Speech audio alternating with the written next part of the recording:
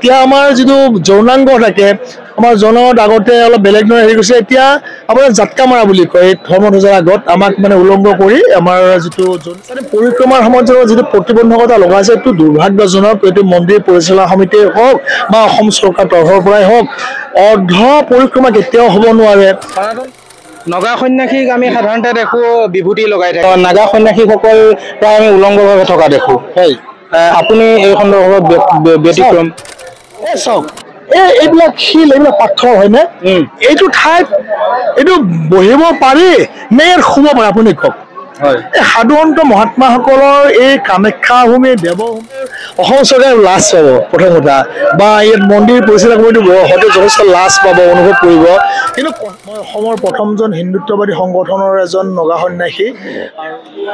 মহাম্বুবাচী মেলাৰ আমি এতিয়া বৰ্তমান আছোঁ এগৰাকী সন্যাসীৰ কাষত। তেখেত আমাৰ অসমৰে হয় আৰু তেখেতৰ পৰা আমি জানিব পাৰিছোঁ যে তেখেত প্ৰথমগৰাকী নাগা সাধু হয় অসমৰ। গতিকে তেখেতক আমি আপোনালোকৰ মাজত এতিয়া পৰিচয় কৰাই দিম আৰু তেখেতৰ সৈতে কিছু কথা বতৰা পাতিম। প্ৰথম আপোনাৰ পৰিচয়টো অনুগ্ৰহ কৰি জনাব। ওম নমো নাৰায়ণ, সকলো গুৰুমুটিক ওম নমো নাৰায়ণ। মোৰ প্ৰথম পৰিচয় যদি মই দিবলৈ যাওঁ, বৰ্তমান মোৰ পৰিচয় স্বামী পৰশুৰামগিৰি মহাৰাজ নাগা বাবা। মই অসমৰ প্ৰথমজন হিন্দুত্ববাদী সংগঠনৰ এজন নগা সন্যাসী আৰু অসমৰে নহয় উত্তৰ প্ৰান্তৰ বুলি ক'লেও হয়তো ভুল নহ'ব। মই নগা সন্যাসী হৈছোঁ। যোৱা কুম্ভ মেলাত মোৰ পঞ্চ সংস্কাৰ হৈ গৈছিলে। ইয়াৰ আগতে মোৰ দীক্ষা হৈ গৈছিলে, গুৰু দীক্ষা হৈ গৈছিলে। মোৰ গুৰু মহন্ত শ্ৰী ভৈৰৱ চেতনগিৰি ৰুদ্ৰাক্ষধাৰী মহাৰাজ, তেওঁ এজন মানে খুব মানে তপস্বী হয়, তপস্বী যোগী হয়। তেওঁ মানে গুজৰাটত মোৰ দাদাগুৰু মহন্ত চামগিৰি বাপুৰ কোলাতেই মানে ডাঙৰ দীঘল হৈছিলে। যেতিয়া আমাৰ হিন্দু ধৰ্মৰ এটা পৰম্পৰা আছে নহয়, যেতিয়া প্ৰথম এটা সন্তান মানে হয় মানে দান দিয়ে নহয় ধৰ্মৰ বাবে, ঠিক তেনেকৈ মোৰ গুৰু মহাৰাজক দান দিছিলে এজন নগা সন্যাসী ঘৰৰ পৰা। আৰু সেই আপোনাৰ দেউতাহঁতো বহুত মানে এনেকুৱা ধৰক স্পিৰিচুৱেল আছিলে নেকি? মোৰ দেউতাও সন্যাস ল'বলৈ গৈছিলে, কিন্তু পূৰ্ণ সন্যাস তেওঁ ল'বলৈ নাপালে। ঘৰৰ এজনেই ল'ৰা আছিলে, তেওঁক বিচাৰি খুচাৰি লৈ আহিলে। মোৰ দেউতাৰ স্বৰ্গীয় মহেশ কুমাৰ ডেকা এজন ফ্ৰীডম ফাইটাৰ আছিলে, এজন ৰাইটাৰ আছিলে। আৰু তেওঁ সেই ব্ৰিটিছৰ দিনতেই ভাৰত মানে দিল্লীত যিটো আমাৰ অখিল ভাৰতীয় বিদ্যাৰ্থী পৰিষদ, হিন্দী ৰাষ্ট্ৰভাষা বুলি কয়, তাতেই মানে পঢ়া শুনা কৰিছিলে। ভাৰত স্বাধীনতা আন্দোলনৰ সক্ৰিয় সেনানী আছিলে। মোৰ ককা দেউতা আছিলে স্বৰ্গীয় যোধৰাম ডেকা, তেওঁ এজন মানে ফ্ৰীডম ফাইটাৰ স্বাধীনতা যুঁজাৰু আছিলে। মই সেই পৰিয়ালৰ পৰাই মই বিলং কৰোঁ। আপোনাৰ ককাই ভাই কেইজন আছিলে? মোৰ পৰিয়ালৰ সদস্য আছিলে ককাই ভাই বুলি ক'লে আমাৰ 5জন। যিটো সনাতন ধৰ্মত এটা নিয়ম আছে নহয়, 5জন সন্তান হ'ব লাগে, 4জন মানে কান্ধা দিয়াৰ বাবে হ'ব লাগে, আৰু এজন এই ধূপ ধূনালৈ যেতিয়া মৃত্যু হয় নহয়, মৃত্যু হোৱাৰ সময়ত ৰাম নাম যেতিয়া হৰিবল কৰি যে লৈ যাব লাগে, সেইকাৰণে 5জন প্ৰত্যেকজন সনাতনী হ'ব। কিন্তু বৰ্তমান সময়ত ভ্ৰূণ হত্যা হৈ আছে। আমাৰ মাতৃসকলে কুমতা হৈ গৈ আছে, ভ্ৰূণ হত্যা কৰি আছে, এটা সন্তানো কিছুমানে জন্ম দিয়া নাই, আৰু মানে নিজকে ফিটনেছ কৰি ৰাখিবলৈ যিবিলাক কৰি আছে, যাৰ ফলত যি সনাতনীসকল মানে নিশেষ প্ৰায় হৈ গৈ আছে। আৰু আপোনাৰ ঘৰৰ পৰা আপোনাক আগবঢ়াই দিলে, কিন্তু আপোনাৰ মনলৈ কেনেকৈ আহিলে যে মই এতিয়া ধৰক এইটো পথত আগবাঢ়োঁ বুলি?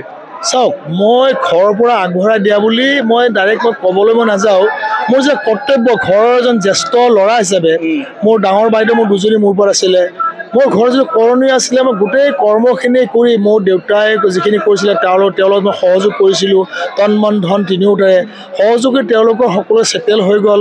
হোৱাৰ পিছত মই ধৰ্মৰ কাৰণে কোনোবা এজন মানে বৰ্তি হ'বই লাগিব।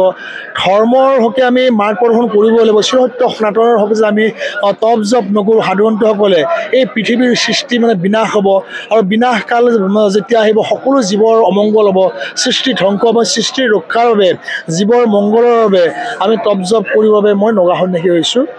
নগা সন্যাসীক আমি সাধাৰণতে দেখোঁ বিভূতি লগাই থাকে, কিন্তু আপোনাৰ দেহত বিভূতি লগোৱা নাই। এতিয়া বিভূতি লগোৱা সময় 10টা বাজি গৈছে। আচলতে আমাৰ ধ্যান ধাৰণৰ কিছুমান সময় থাকে। আমি ব্ৰহ্ম মুহূৰ্তত আমি 3টা বজাত আমি ব্ৰহ্মস্নান কৰোঁ।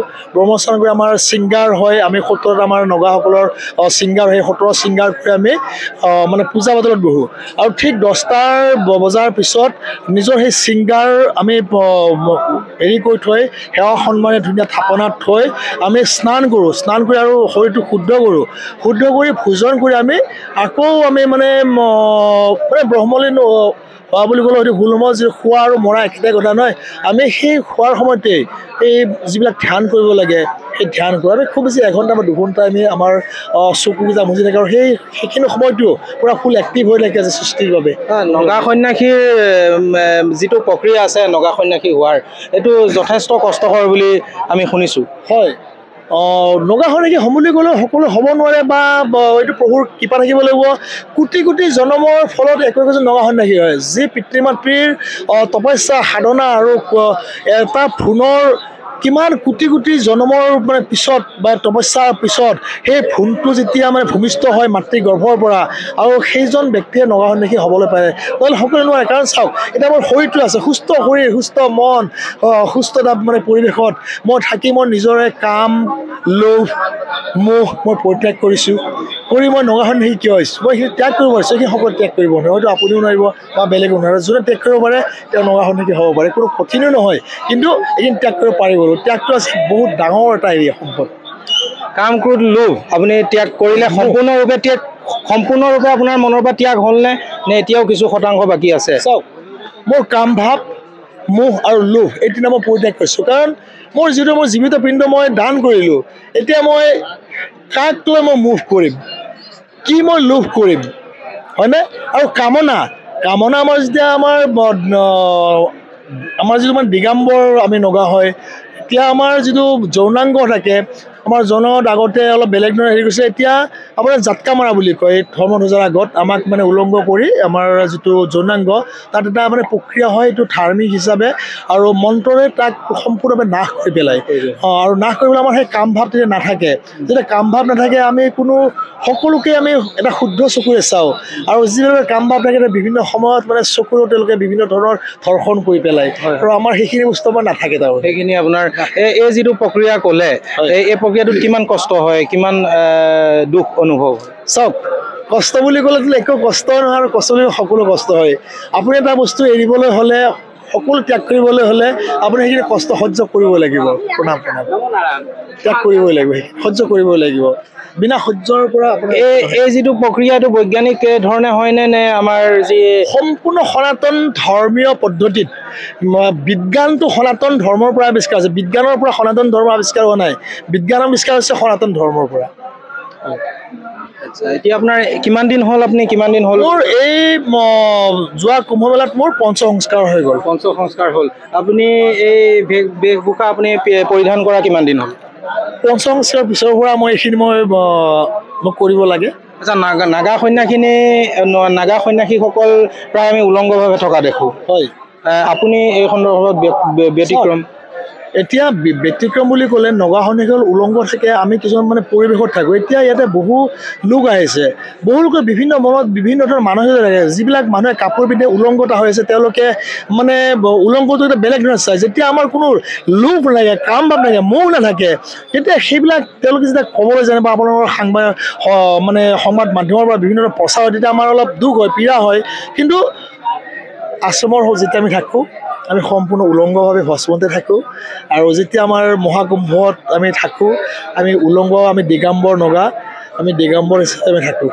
মহাকুম্ভত আপুনি গৈছে সংস্কাৰ হৈছে বুলি কৈছে মহাকুম্ভ আৰু আমাৰ এই ইয়াত যি মহাঅম্বুবাচী হৈছে তাৰ যিটো ধৰক যিখিনি জাত যেনেধৰণে পৰিচালনা হৈছে আৰু ইয়াত যেনেধৰণে পৰিচালনা হৈছে কি আপুনি পাৰ্থক্য পাইছে কিবা ক'ব বিচাৰিব এইটো যদি মই ক'বলৈ যাওঁ অসম চৰকাৰে লাজ পাব প্ৰথম কথা বা ইয়াত মন্দিৰ পৰিচালনা কমিটি হয়তো যথেষ্ট লাজ পাব অনুভৱ কৰিব কিন্তু কথাটো কি হৈছে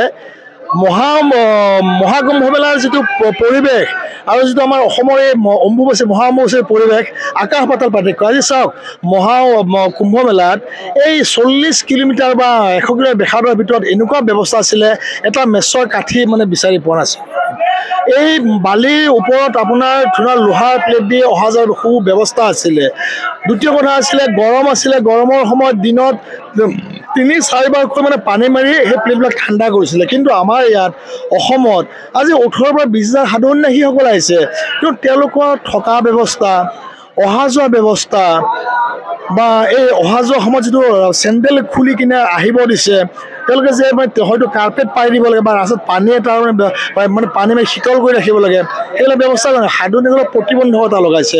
আৰু চাওক, মই দেখুৱাব লাগিব, কেমেৰামেন আপোনাক দেখুৱাবলৈ মই বিচাৰিছোঁ, এয়া চাওক, এইবিলাক শিল, এইবিলাক পাথৰ হয়নে? এইটো ঠাইত এইটো বহিব পাৰি নে ইয়াত শুব পাৰে আপুনি কওক? এই সাধুসন্ত মহাত্মাসকলৰ এই কামাখ্যা ভূমি, দেৱভূমিত বছৰত এবাৰ আহে তেওঁলোক।